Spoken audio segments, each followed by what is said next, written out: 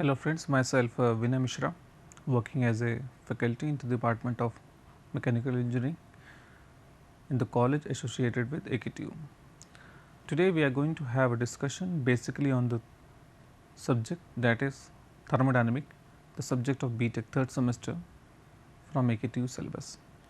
In my previous lecture, I have talked about some concepts of entropy, concept of enthalpy and reversibility, irreversibility, the various laws associated with the thermodynamics and how we are going to apply that laws in our various mechanical components. We have also talked about some basic concepts of refrigeration in my previous lecture. Today I am continuing my lecture on the refrigeration process. इसके बारे में हम लोगों ने discussion किया था कि ice को अगर हमें हीट देंगे, आइस को कन्वर्ट करना है अगर हमको लिक्विड फेज में, तो हमको जाहिर सी बात है certain amount of heat we need to give, यानी सर्टेन अमाउंट ऑफ हीट हमको इससे देनी पड़ेगी. तो process is known as melting process. इसके बारे में डिस्कशन हम लोगों ने पहले भी कर रखा था.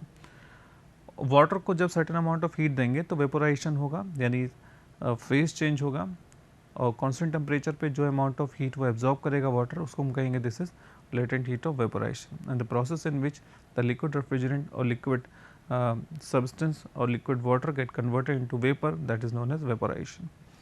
और यहाँ से ये vaporization होगा.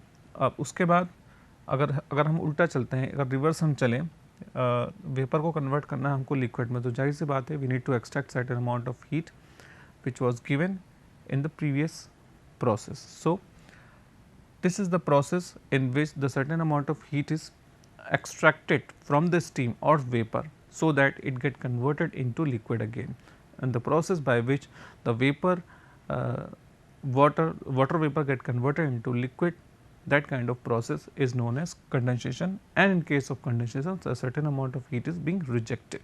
That means जो amount of heat उसने absorb किया था liquid से vapor में convert करने के लिए, वो amount of heat वो अब reject करेगा, यानी यहाँ से हमको इससे amount of heat हम निकालेगा, यानी certain amount of heat will be rejected.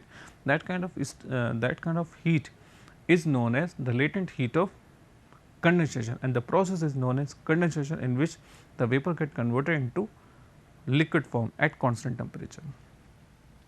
So this is known as condensation. Again water हमारा बन गया condensation के बाद.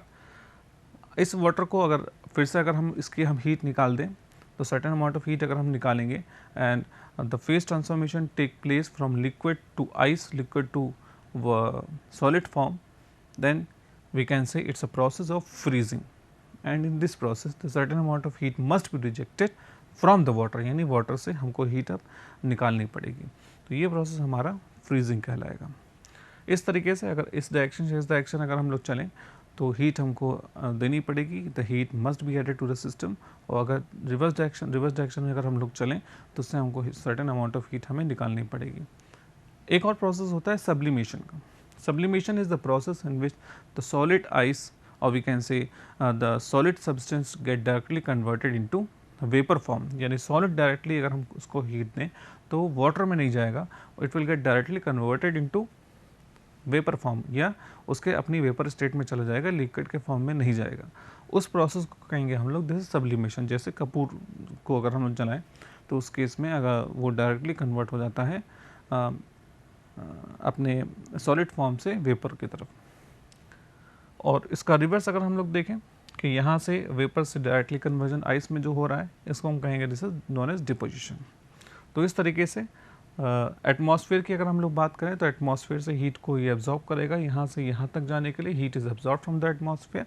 और अगर इसका रिवर्स देखें तो यहाँ से the heat release to the atmosphere, यानी एटमॉस्फेयर में रिलीज करेगा या रिजेक्शन होगा, यहाँ से हीट को हमको निकालना पड़ेगा. लेटेंट हीट ऑफ वेपोराइजेशन, जिसकी वैल्यू इन जनरल यहाँ पे जो वैल्यूज़ लिख रखी हैं इन जनरल वैल्यूज़ लिख रखी हैं हम लोगों ने. Latent heat of vaporization is the amount of heat required to change the phase from liquid to vapour. इसके बारे में डिस्कशन हम लोगों ने कर रखा था, जिसकी वैल्यू लगभग इसके बराबर होगी. लेटेंट हीट ऑफ कंडेंसेशन, जाहिर सी बात है कंडेंसेशन प्रोसेस में जितने अमाउंट ऑफ हीट रिजेक्ट होगी वेपर से लिक्विड में बदलने के लिए, वेपर से जो रिजेक्ट होगी वो हमारी condensation, latent heat of condensation कहलाएगा. फ्यूजन इज़ अ प्रोसेस, ये इस केस में जो फेज ट्रांसफॉर्मेशन हो रहा है यहाँ पे, उसको हम लोग दिस इज फ्यूजन कहेंगे। सॉलिडिफिकेशन, इसका रिवर्स अगर हम लोग देखें, सॉलिडिफाई हो रही कोई ऑब्जेक्ट हमारा, तो उस केस में हम लोग सॉलिडिफिकेशन कहेंगे। सेंसिबल हीट, लेटेंट हीट के बारे में बात किया। Latent heat is the amount of heat which is required to change the phase at constant temperature, and sensible heat is the amount of heat required to change the temperature in the same phase. दोनों ही थोड़ा सा different है आपस में। Latent heat की बात हम करें तो फेज ट्रांसफॉर्मेशन में, लिक्विड से वेपर में बदलने में, या उसका वाइस वर्सा होने में, या फेज ट्रांसफॉर्मेशन होने में कांस्टेंट टेम्परेचर पे जो हीट जो रिक्वायर्ड होती है उसको हम लोग लेटेंट हीट कहेंगे। So the latent heat is the amount of heat required to change the phase at constant temperature. और इसका रिवर्स हम लोग देखें कि सेंसिबल हीट में क्या होता है कि यहाँ पे टेम्परेचर चेंज होता है लेकिन फेज चेंज नहीं होता, और लेटेंट हीट में टेम्परेचर कांस्टेंट होता है और फेज चेंज हो जाता है। यानी sensible heat is the amount of heat required to change the temperature of a substance without changing its phase। यानी सेम फेज में अगर टेम्परेचर चेंज हो रहा है, घट रहा है या बढ़ रहा है, तो उस केस में जो अमाउंट ऑफ हीट वो एब्जॉर्ब होगा या रिजेक्ट करेगा उसको हम कहेंगे दिस इज सेंसिबल हीट। और अगर फेज चेंज हो रहा है, कांस्टेंट टेम्परेचर है, तो उस केस में हम लोग कहेंगे this is latent heat. This is basic representation of heat engine, refrigerator and heat pump.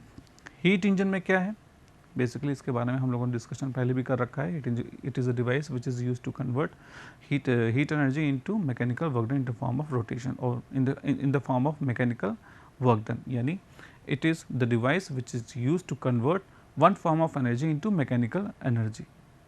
यानी heat energy after combustion of the fuel convert होगी मैकेनिकल एनर्जी में, वो डिवाइस कहलाएगी हमारी हीट इंजन। यहाँ पर हॉट बॉडी से एग्जैक्टली होता क्या है, अगर टेक्निकल वे में रिप्रेजेंट किया जाए रेफ्रिजरेटर को, हीट पम्प को और हीट इंजन को, तो उसको इस तरीके से हम लोग रिप्रेजेंट करते हैं। इसमें हॉट बॉडी का मतलब ये है कि जहाँ पर इंजन की अगर हम लोग बात करें तो वहाँ पे सबसे ज़्यादा टेम्परेचर होता है कंबशन के बाद, तो उस केस में हम लोग ये कहते हैं कि यहाँ का टेम्परेचर मान लीजिए T1 है। T1 का मतलब टेम्परेचर ज़्यादा इस केस के लिए। तो यहाँ पर सर्टेन अमाउंट ऑफ हीट का जो कन्वर्जन होगा, फ्यूल का कंबशन होगा, वहाँ पे जो हीट निकलेगी हमारी बर्निंग होगी, तो उसको हम लोग इन जनरल हम लोग अगर मान लो ले लेते हैं Q1। So Q1 is the amount of heat added to the engine itself. अब होगा क्या, अब इस केस में क्या होता है, जब हीट का कन्वर्जन वर्क में होता है, यानी कुछ अमाउंट का हीट का कन्वर्जन यहाँ पे वर्क डन में होगा। That means we are getting certain amount of work done in terms of mechanical energy in heat engine. यहाँ पे वर्क डन जो हमको मिलेगा उसको हम लोग WE से कह रहे हैं। रिजेक्शन होगा, रिजेक्शन जरूरी है, सेकंड लॉ ऑफ थर्मोडायनामिक्स, इसके बारे में डिस्कशन हम लोगों ने किया था। सो जिस एनर्जी जो हमारी यूजफुल नहीं होगी that must be rejected to the atmosphere, and the amount of heat rejected to the atmosphere that must be equal to Q2। So Q2 is the amount of heat rejected, Q1 is the amount of heat added, and W is the amount of work done what we are getting from the system itself. T1 is the body of temperature at the higher temperature of the body, and T2 is the lower temperature of the body, यानी atmosphere के case में जो temperature है आपका वो आपका कम है, और जहाँ पे कंबशन हो रहा है वहाँ का टेम्परेचर आपका ज़्यादा है।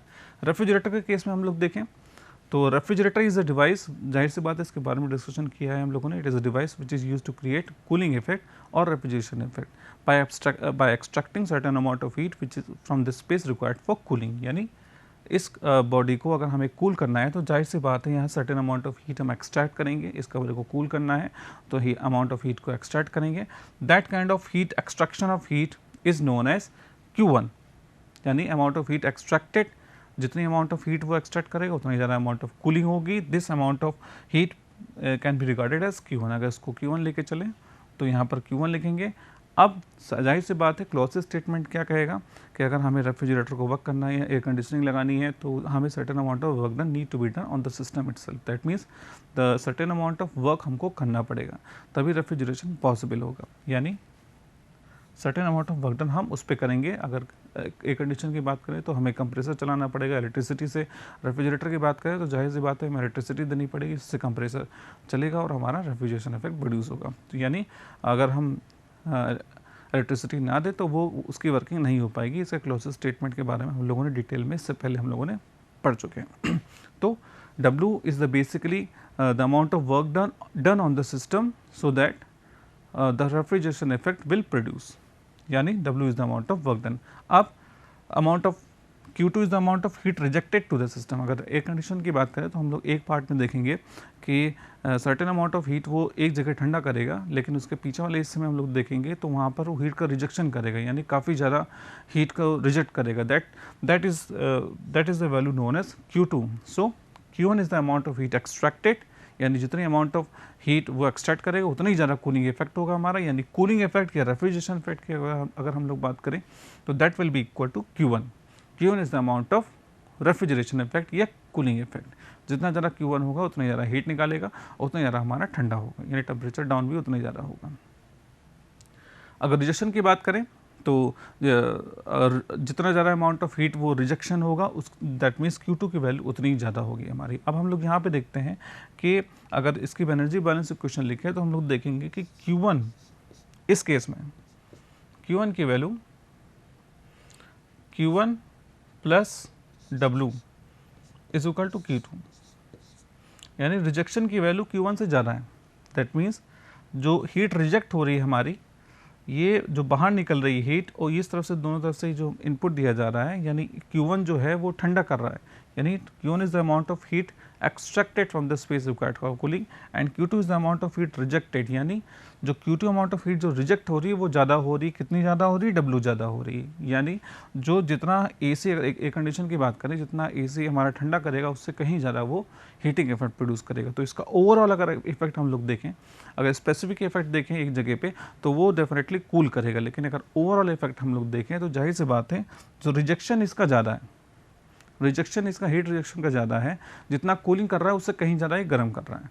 सो अगर ओवरऑल इफेक्ट इसका देखा तो ये बेसिकली हीटिंग इफेक्ट होगा यहाँ पे. अगर पूरा AC एक कमरे में हम लोग रख दें उसके पीछे वाले पार्ट को, कंडेंसर वाले पार्ट को और पूरा एवापोरेटर वाले पार्ट को, तो हम लोग देखेंगे कमरा बेसिकली गर्म हो जाएगा. क्यों? क्योंकि the heat rejection is more than the cooling effect.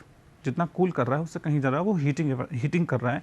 ये हमें इस इक्वेशन से पता लग रहा है. Q2 की वैल्यू Q1 से ज़्यादा है. Q1 में जब कुछ ऐड कर रहे हैं तब वो Q2 के बराबर आ रहा है, यानी ओवरऑल इफेक्ट इसका हीटिंग इफेक्ट है. लेकिन एक स्पेसिफिक वे में बात करें, इवेपोरेटर अगर एक जगह की बात करें तो एक जगह पे वो ठंडा करेगा और दूसरी जगह पे वो गर्म करेगा. हीटिंग इफेक्ट की बात करें तो यहाँ पे बेसिक हीट पंप की अगर हम लोग बात करें तो यहाँ पे देखने में तो दोनों बराबर हैं, लेकिन बेसिकली होता क्या है कि यहाँ पे डिज़ायर्ड इफेक्ट हमारा चेंज हो जाता है. यहाँ पे डिज़ायर्ड इफेक्ट हमारा कूलिंग है, हमें कूलिंग की रिक्वायरमेंट है, लेकिन हीट पंप के केस में हमारा जो डिज़ायर्ड इफेक्ट है that is our heating effect. यहाँ पे जो हीटिंग इफेक्ट है वो हमारा डिज़ायर्ड इफेक्ट है, यानी जो हमें किससे मतलब है? Q2 से. जितना ज़्यादा Q2 होगा उतना ही ज़्यादा इसकी परफॉर्मेंस अच्छी होगी, उतना ही ज़्यादा इसका जो COP है, परफॉर्मेंस जो पैरामीटर, वो उतना ही ज़्यादा अच्छा होगा. यानी जो हीट पंप के बारे में अगर हम लोग बात करें कि हीट पंप क्या है, it is a device which is in which the desired effect is heating effect. यानी जो डिज़ायर्ड इफेक्ट है यहाँ पे वो हीटिंग इफेक्ट है. कितना ज़्यादा कूल कर रहा है उसको, उस केस में हमको Q2 से मतलब है, हीट रिजेक्शन से मतलब है. और अगर रेफ्रिजरेटर की हम लोग बात करें तो यहाँ पर हमें हीट एक्सट्रैक्शन से मतलब है, जितना अमाउंट ऑफ हीट वो निकाल रहा है, यानी डिज़ायर्ड इफेक्ट हमारा कूलिंग इफेक्ट है. यहाँ डिज़ायर्ड इफेक्ट हमारा Q1 से मतलब है, और यहाँ पर जो डिज़ायर्ड इफेक्ट है हमारा वो हीट रिजेक्शन से हमें देखना है. तो यहाँ पर बेसिकली जो डिफरेंस क्या है, यहाँ पे डिज़ायर्ड इफेक्ट की डिफरेंस है. Here the desired effect is cooling effect and here the desired effect is heating effect. और अगर हम लोग बात करें कि COP के इन टर्म्स में बात करें तो वहाँ पर इन दोनों की COP बेसिकली थोड़ा सा डिफरेंस होता है. डिज़ायर्ड इफेक्ट क्योंकि चेंज हो जाता है. अगर COP की बात करें, it is a ratio of desired effect to the work input. COP is the parameter, basically एक पैरामीटर्स है जो ये बताता है कि इन दोनों की परफॉर्मेंस कितनी अच्छी है. जाहिर सी बात है इस केस में डिज़ायर्ड इफेक्ट चेंज हो जाएगा और यहाँ पर डिज़ायर्ड इफेक्ट आपका चेंज हो जाएगा. COP की बात हम लोगों ने किया. What is COP? The performance of refrigeration or heat pump system is expressed by the term known as coefficient of performance. यानी रेफ्रिजरेटर हो या हीट पंप हो, उनकी परफॉर्मेंस को मेज़र करने के लिए एक टर्म यूज़ किया जाता है, that is known as coefficient of performance, और in short it can be written as COP, coefficient of performance. COP is basically the term which is used to evaluate the performance of refrigerator or air condition or heat pump. Okay. अगर हम लोग refrigerator के case में बात करें, अगर हम लोग रेफ्रिजरेटर केस में बात करें, जैसे अभी हम लोगों ने देखा था,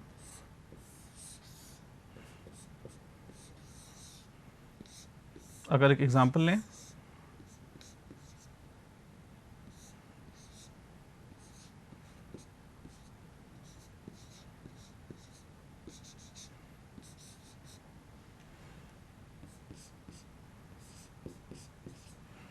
T1 लो टेम्परेचर स्पेस है जहाँ से हमको हीट को एक्सट्रैक्ट करना है. Q1 is the amount of heat extracted with the help of refrigerator, so that the certain amount of work is done on the system that will be equal to W and the heat rejected must be equal to Q2.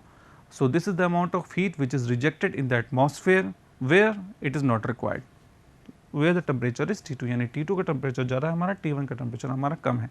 अब इस refrigerator की अगर हमें performance निकालनी है तो वो कैसे निकालेंगे, COP के टर्म्स में. तो COP is defined as the ratio of heat absorb by the refrigerant while passing through the evaporator to the work input required to compress the refrigerant in the compressor. In short, it is the ratio between the heat extracted and work done. Simply, अगर हम लोग बात करें COP, coefficient of performance for R, R stand for refrigerator. क्या करेंगे? This is the performance evaluating parameter, which is equal to the amount of heat extracted, which is equal to the desired effect basically. अगर refrigerator की बात करें तो desired effect क्या होगा, हमारा कूलिंग इफेक्ट होगा. कूलिंग इफेक्ट का मतलब अमाउंट ऑफ हीट एक्सट्रैक्टेड, जितना अमाउंट ऑफ हीट वो एक्सट्रैक्ट करेगा that will be our cooling effect. यानी यहाँ पर जितनी अमाउंट ऑफ हीट हम एक्सट्रैक्ट कर रहे हैं, this is the cooling effect. T1 is low temperature, T2 is high temperature. वहाँ से जितनी भी हीट हम निकाल रहे हैं, this must be equal to this, यानी डिजायर्ड इफेक्ट यहाँ पे क्या हो गया, हमारा ये हो गया. डिजायर्ड इफेक्ट यहाँ पे बेसिकली जो है हमारा Q1 की वैल्यू हो गई. अब इनपुट क्या दे रहे हैं, desired effect upon input. COP is basically the ratio of desired effect upon input in terms of, if we are talking about refrigerator, that means the desired effect is cooling effect, the COP of the refrigerator that must be equal to the desired effect which is equal to cooling effect, or heat extracted that must be equal to Q1 divided by the work input. And work input क्या है यहाँ पे, W. अगर हम लोग बात करें कि एनर्जी बैलेंस इक्वेशन की बात करें तो Q1 plus W is equal to Q2.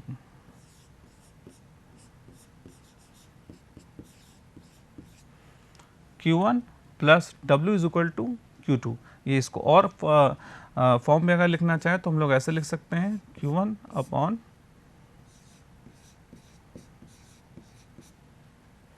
यहाँ से W की वैल्यू Q2 माइनस Q1 लिख जाएंगे तो इसकी वैल्यू आ जाएगी, COP की वैल्यू ये हमारी आ जाएगी इन टर्म्स ऑफ हीट एक्सट्रैक्टेड और वर्क डन के केस में. अगर हम रिवर्सिबल रेफ्रिजरेटर की बात करें यहाँ पे, अगर हम लोग मैक्सिमम पॉसिबल परफॉर्मेंस की बात करें कि इसकी मैक्सिमम परफॉर्मेंस कहाँ तक होगी, तो जाहिर सी बात है इसकी परफॉर्मेंस जो है, इसके लिए हम लोग टर्म यूज़ करेंगे T1.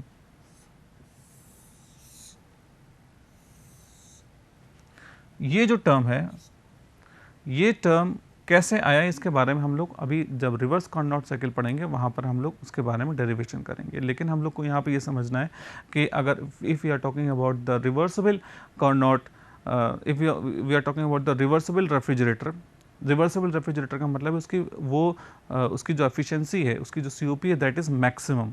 That means we are talking about ideal refrigerator. उस केस में जो कार्नोट साइकिल की एफिशिएंसी की वैल्यू होगी वो उसकी एक्चुअल एफिशिएंसी के एक्चुअल COP के बराबर होगी. यानी जो रिवर्स कार्नोट साइकिल से जो COP हमारी निकलेगी उस पर्टिकुलर रेफ्रिजरेटर के लिए, वो COP उसकी एक्चुअल COP के बराबर होगी. इसलिए हम लोगों ने यहाँ पे Q1 upon Q2 minus Q1 की वैल्यू यहाँ पे T1 upon T2 minus T1 के बराबर लिख रखी है. अगर ऐसा नहीं होगा, अगर T1 upon T2 minus T1 अगर ऐसा नहीं है, यानी अगर रिवर्सिबल ये इंजन नहीं है, तो उस केस में जो एक्चुअल एफिशिएंसी की जो वैल्यू होगी, एक्चुअल COP की जो वैल्यू होगी वो कम होगी उसके कार्नोट साइकिल COP के रिस्पेक्ट में. यहाँ पर कार्नोट साइकिल COP का मतलब क्या है, कार्नोट साइकिल COP का मतलब ये टर्म है. अगर हम कार्नोट साइकिल की बात करें, ये हालांकि कैसे आए इसके बारे में हम लोग को आगे डिस्कशन करेंगे, लेकिन ये maximum possible efficiency, maximum COP है which must be equal to T1 upon T2 minus T1. यानी मैक्सिमम COP है ये किसी रेफ्रिजरेटर की, जिसकी वैल्यू T1/T2 माइनस T1 के बराबर होगी। अगर एक्चुअल COP की बात करें तो एक्चुअल COP बेसिकली हमारी ये है, दिस इज एक्चुअल COP। अगर रिवर्सिबल रेफ्रिजरेटर है हमारे पास तो उस केस में हम लोग कहेंगे कि दोनों की एक्चुअल COP और Carnot cycle, reverse Carnot cycle COP जो होगी वो बराबर होगी। यानी ये इक्वेशन फॉलो तभी होगी जब हमारा रेफ्रिजरेटर जो है मैक्सिमम परफॉर्मेंस दे रहा है, जब रेफ्रिजरेटर हमारा कार्नोट साइकिल रेफ्रिजरेटर के फॉर्म में हम लोग उसको यूज़ कर रहे हैं। ये इक्वेशन तभी यूज़ होगी। ये इक्वेशन कब यूज़ नहीं होगी? जब हमारा रियल रेफ्रिजरेटर अगर है, या रेफ्रिजरेशन या कंडीशन की बात हम लोग करें, अगर रियल कंडीशन हम लोग बात करें या एक्चुअल कंडीशन में बात करें या इरिवर्सिबल की बात करें, तो उस कंडीशन में ये इक्वेशन फॉलो नहीं होगी। उसके इक्वेशन में हम लोग क्या करेंगे, उस इक्वेशन में जो इसकी मैक्सिमम जो COP है वो हमेशा ज़्यादा होगी इस वैल्यू से। मैक्सिमम COP की वैल्यू हमेशा इससे ज़्यादा होगी इरिवर्सिबल रेफ्रिजरेटर की अगर हम लोग बात करेंगे तो। यानी अगर एक्चुअल रेफ्रिजरेटर की हम लोग बात करें, अगर उसमें लॉसेस वगैरह हो रहे हैं, उसकी COP कार्नोट से उसकी COP अगर कम है तो जाहिर सी बात है ये टर्म जो होगा, ये टर्म कम होगा इस वैल्यू से। इस केस में हम लोग कहेंगे कि this is the condition of irreversibility and the refrigerator is irreversible. और अगर रिवर्सिबल है तो जाहिर सी बात है दोनों के एफिशिएंसी COP के लिए जो टर्म यूज़ करेंगे हम लोग वो बराबर होगा और ये हमारा इक्वेशन फॉलो होगी। अब अगर ये तो हो गया केस रेफ्रिजरेटर के केस में। अगर हीट पंप के लिए अगर हम लोग बात करें तो अगर हम COP अगर ऑफ हीट पंप अगर हम लोग निकालें तो हम लोग देखेंगे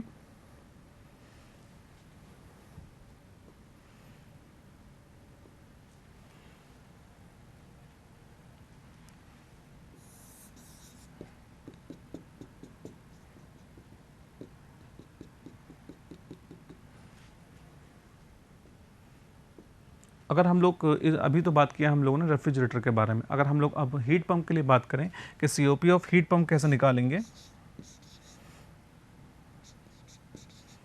तो उस केस में डिजायर्ड इफेक्ट अपॉन इनपुट, यहाँ पे डिजायर्ड इफेक्ट कूलिंग इफेक्ट था।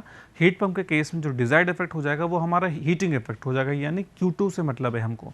यहाँ पर किससे मतलब था, हमारे Q1 से मतलब था। Q1 जितना ज़्यादा होगा, the larger the value of Q1 the larger the value of refrigeration effect the larger the value of cooling effect. लेकिन यहाँ पे अगर हीट पंप के केस में जितनी ज़्यादा वैल्यू रिजेक्शन की होगी उतना ही ज़्यादा परफॉर्मेंस उसका अच्छा होगा, उतनी ज़्यादा हीटिंग इफेक्ट हमको मिलेगा। यानी यहाँ पर जो डिजायर्ड इफेक्ट है हमारा Q2 है। Q2 upon work input, work input same है, वर्क इनपुट को भी हम लोग बराबर इसके कर सकते हैं। This COP of heat pump that must be equal to Q2 upon Q2 minus Q1, Q2 upon Q2 minus Q1 which is equal to W, W plus Q1 is equal to Q2, या W की value हम लोग लिख सकते हैं W की value हम लोग लिख सकते हैं Q2 माइनस Q1 के बराबर, Q2 माइनस Q1 के बराबर। तो इस तरीके से हम लोगों ने देखा कि COP ऑफ रेफ्रिजरेटर कैसे निकालते हैं और COP ऑफ हीट पंप कैसे निकालते हैं। COP ऑफ हीट पंप के लिए डिजायर्ड इफेक्ट हमारा Q2 हो जाएगा, क्योंकि जितना ज़्यादा अमाउंट में हीट रिजेक्शन होगा उसका परफॉर्मेंस उसी टर्म्स में हम लोग इवेल्युएट करेंगे। तो हीट पंप के केस में जो हमारे जो COP की वैल्यू आएगी desired effect upon input, desired effect हमारा जो हीट रिजेक्शन है Q2 वो उसकी वैल्यू हो जाएगी, और जो हमारा वर्क डन है W, हमारा जो वर्क डन है उस केस में जो W की वैल्यू यहाँ से निकाल लेंगे Q1 plus W is equal to Q2, Q1 plus W is equal to Q2 से W की value Q2 minus Q1, Q2 minus Q1। तो ये हमारा जो एक्सप्रेशन जो आएगा हीट पंप के केस में COP के लिए वो हमारा आएगा Q2 upon Q2 minus Q1। अगर अब हम लोग बात करें कि इसके एक्चुअल COP के बारे में, तो जाहिर सी बात है जैसे एक्चुअल COP इस केस में Q1 upon Q2 minus Q1 थी रेफ्रिजरेटर के केस में, सेम जो एक्चुअल सेम हम लोग बात करेंगे हीट पंप के केस में कि ये जो टर्म आ रहा है ये बेसिकली एक्चुअल COP के लिए हम लोग बात कर रहे हैं यहाँ पे, which must be equal to Q2 upon Q2 minus Q1। If you are talking about the maximum COP of heat pump, तो उस केस में हम लोग ये कहेंगे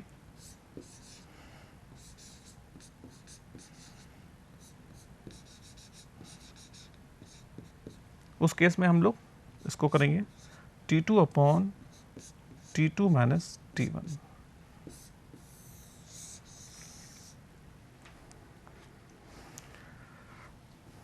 यानी इस केस में जो मैक्सिमम COP होगी हमारी वो T2 upon T2 minus T1 के बराबर होगी। अगर रिवर्सिबल हीट पंप है, जैसे हम लोगों ने रिवर्सिबल रेफ्रिजरेटर के बारे में बात किया था, अगर रिवर्सिबल आपका हीट पंप है तो उस केस में हम लोग ये कहेंगे कि इन दोनों की एफिशिएंसी बराबर हो जाएगी। जो टर्म हम लोग यूज़ करेंगे COP HP के लिए, that must in that case COP HP is equal to T2 upon T2 minus T1 which must be equal to its actual COP which is equal to Q2 upon Q2 minus Q1 as that in case of COP of refrigerator. जैसे COP of refrigerator case में हम लोगों ने कहा था, अगर reversible refrigerator है आपका, कार्नोट साइकिल पे वर्क कर रहा है, तो उस केस में इसकी जो एक्चुअल COP होगी वो उसकी मैक्सिमम COP के बराबर हो जाएगी। वहाँ पे हम लोगों ने ये कहा था कि इसकी actual COP Q1 minus Q1 upon Q2 minus Q1 जो होगी, इसकी वैल्यू इसकी जो मैक्सिमम COP उसके बराबर हो जाएगी, जिसकी वैल्यू थी हमारी T1 upon T2 minus T1 के। सिमिलरली हीट पंप के लिए, अगर रिवर्सिबल हीट पंप है तो उस केस में भी जो इसकी मैक्सिमम पॉसिबल COP है T2 upon T2 minus T1, that must be equal to the COP actual COP of heat pump in which is equal to Q2 upon Q2 minus Q1। इस तरीके से हम लोग देखते हैं कि रिवर्सिबल हीट इंजन के केस में इन दोनों को बराबर, रिवर्सिबल हीट पंप के केस में हम लोगों ने इन दोनों को बराबर कर दिया है। अगर हम लोग इरिवर्सिबल हीट पंप की हम लोग बात करें तो वहाँ पे हम लोग देखेंगे कि इसकी जो मैक्सिमम पॉसिबल जो COP है ये ज़्यादा होगी इसकी एक्चुअल COP से। एक्चुअल COP की वैल्यू ये है हमारी और मैक्सिमम COP की वैल्यू हमारी ये है। अगर रिवर्सिबल है तब तो दोनों बराबर होंगे, अगर इरिवर्सिबल है तो उस केस में हम लोग ये कहेंगे कि इसकी जो एक्चुअल COP की वैल्यू होगी वो कम होगी with respect to its maximum COP। अगर इसका रिवर्स मान के चलिए, ऐसा कहीं अगर लिखा हुआ है कि इसकी एक्चुअल COP इसकी मैक्सिमम COP से ज़्यादा है, हीट पंप की एक्चुअल COP, हीट पंप की या रेफ्रिजरेटर की एक्चुअल COP अगर मैक्सिमम COP से ज़्यादा है तो ऐसा कभी पॉसिबल नहीं होगा। ये कभी पॉसिबल हो ही नहीं सकता कि एक्चुअल COP की वैल्यू उसकी मैक्सिमम COP से कभी ज़्यादा हो जाए। यानी मैक्सिमम अगर वर्ड हम लोगों ने यूज़ कर दिया है, इसका मतलब इसी को ही मैक्सिमम होना है। जो एक्चुअल COP उसकी वैल्यू हमेशा उससे कम होगी। अगर रिवर्सिबल है उस केस में हम लोग उसको बराबर लेके चल सकते हैं। यानी आगे कैलकुलेशन में अगर रिवर्सिबल दे रखा है, अगर कार्नोट साइकिल के बारे में हम लोग बात कर रहे हैं, आइडियलिज्म के बारे में बात कर रहे हैं, तो उस केस में हम लोग ये कहेंगे कि दोनों की जो COP है, मैक्सिमम COP और एक्चुअल COP दोनों आपस में बराबर हैं, चाहे वो रेफ्रिजरेटर हो चाहे वो हीट पंप हो। इस तरीके से हम लोगों ने बात किया कि किस तरीके से एफिशिएंसी और या COP रेफ्रिजरेटर की, COP हीट पंप की किस तरीके से आपस में रिलेटेड है और कैसे वर्किंग होती है रेफ्रिजरेटर की, कैसे वर्क करता है हमारा हीट पंप, इस तरीके से डिस्कशन किए। इसके बारे में और जो वेरियस साइकिल्स हैं, वेपर कंप्रेशन साइकिल हैं, इसके बारे में और डिटेल हम लोग समझेंगे आगे क्लासेस में। यूनिट ऑफ रेफ्रिजरेशन देखेंगे। इस तरीके से आगे क्लासेस में हम लोग और डिस्कशन करेंगे। ओके, धन्यवाद।